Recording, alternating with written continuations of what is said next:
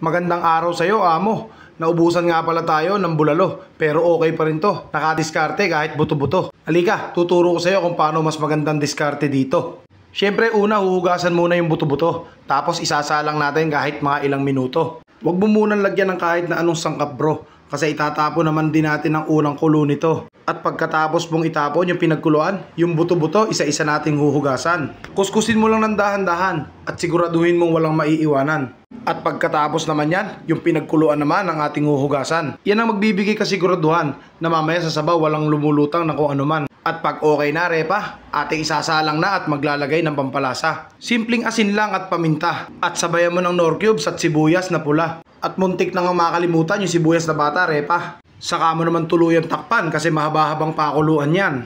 At makalipas ang kalahating gasol bro, i-check mo kung malambot na ang iyong buto-buto. Kita mo naman yung resulta ng paghuhugas mo. Walang lumulutang na kung ano-ano. At malambot na nga yung karne mga repa.